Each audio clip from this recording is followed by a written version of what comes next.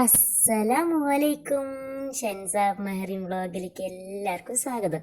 ഇന്ന് ഞാൻ ഉണ്ടാക്കാൻ പോകുന്നത് വളരെ എളുപ്പത്തിൽ ഉണ്ടാക്കാൻ പറ്റുന്നൊരു കറിയാണ്. അതായത് വീട്ടിൽ നമുക്ക് കറി ഉണ്ടാക്കാൻ പച്ചക്കറികളൊന്നും ഇല്ലെങ്കിൽ എളുപ്പത്തിൽ ഉണ്ടാക്കാൻ പോകുന്നൊരു പുളിങ്കറീനെ കുറിച്ചിട്ടാണ് ഞാൻ പറയുന്നത്. വളരെ എളുപ്പമാണ്, സാധനങ്ങളാണ് ഒരുപാടൊന്നും വേണ്ട.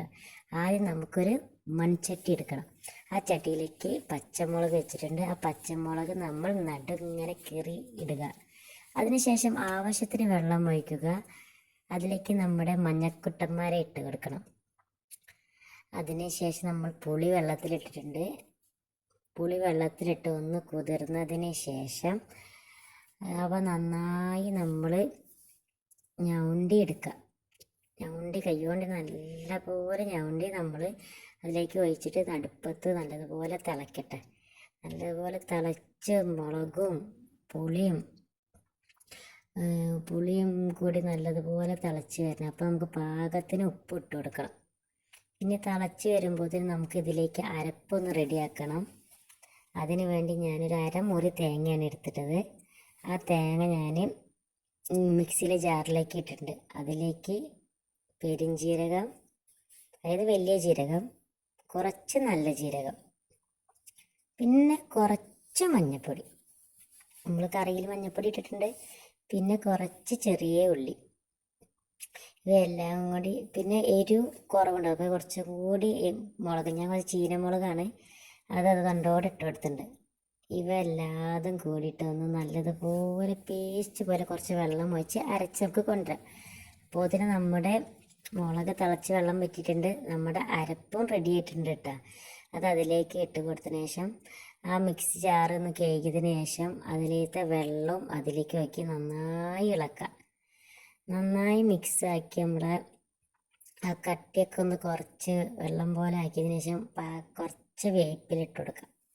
വേപ്പിലൊക്കെ ഇട്ട് നല്ലതുപോലെ ഒന്ന് തിളച്ച് വരട്ടെ.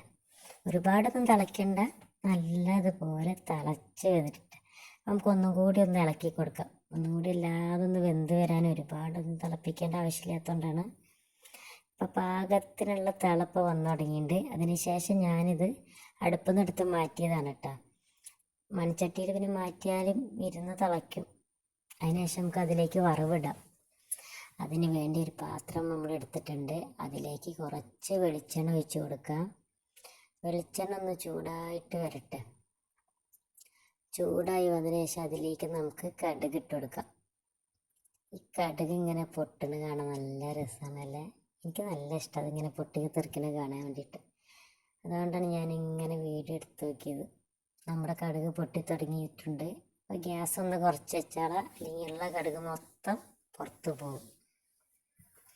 അങ്ങനെ നല്ലതുപോലെ ഒന്ന് കടുക് പൊട്ടി വരുമ്പോൾ നമ്മുടെ വേപ്പിലിട്ട് കൊടുക്കാം. കറിവേപ്പിലയും കൂടി ഇട്ട് കൊടുത്ത് നന്നായി ഇളക്കിയതിന് ശേഷം നമ്മൾ ഉണ്ടാക്കി വെച്ചിട്ടുള്ള എളുപ്പക്കറിയില്ലേ, പുളിങ്കറി, അതിലേക്ക് നമ്മൾ അത് ഇങ്ങോട്ട് ഒഴിച്ച് കൊടുക്കണം. ഒഴിച്ച് കൊടുത്തതിന് ശേഷം കാണാൻ തന്നെ നല്ല രസമുണ്ടല്ലേ. അതായിട്ട് ഒന്നാകെ നമുക്കൊന്ന് മിക്സാക്കി കൊടുക്കാം. നല്ലതുപോലെ ഇളക്കി കണ്ട ആ വെള്ളമൊക്കെ ഒന്ന് കുറുകി വന്നിട്ടുണ്ട്. നമുക്ക് കട്ടി കുറയ്ക്കണമെങ്കിൽ കട്ടി കുറയ്ക്കാം. അതിനുശേഷം ഞാൻ അത് ചോറിന് കൂട്ടി. ഇന്നിപ്പോൾ എനിക്ക് ചോറിന് ആനച്ചവട്ടിയും പപ്പടവും സോയാബീൻ റോസ്റ്റും തൈരുമാണ്. പിന്നെ നമ്മൾ ഉണ്ടാക്കി വെച്ച പുളിങ്കറി. അപ്പം ഇന്ന് നമ്മൾ ഉണ്ടാക്കിയതിനെക്കാട്ടി രസം പിറ്റേ ദിവസമാണ്. നമ്മൾ ഈ പുളിങ്കറിയൊക്കെ ഉണ്ടാക്കൂലേ, അതേപോലെ മോരും കറി, അതൊക്കെയാണ് ഉദ്ദേശിക്കുന്നത്. ഇനി എല്ലാം കൂടി അത് ഇതാക്കി നമ്മൾ ഭക്ഷണം കഴിക്കാൻ പോകുന്നത്. ഇന്ന് കഴിക്കാനുള്ള ആൾ നമ്മുടെ അയച്ചുമ്മയാണ് കേട്ടോ. അയച്ചുമ്മ കഴിച്ച് സൂപ്പർ പറഞ്ഞിട്ടുണ്ട്. എന്നതിന് ശേഷം നല്ലതാ മാമീന്ന് പറഞ്ഞിട്ട് ആ വീഡിയോ കണ്ടതിന് ശേഷം പറയുന്ന ഡയലോഗാണ് സൂപ്പർന്ന്. എല്ലാവരും ട്രൈ ചെയ്ത് നോക്കണേ. വീഡിയോ ഇഷ്ടപ്പെട്ട ലൈക്കും സബ്സ്ക്രൈബും ചെയ്യണേ.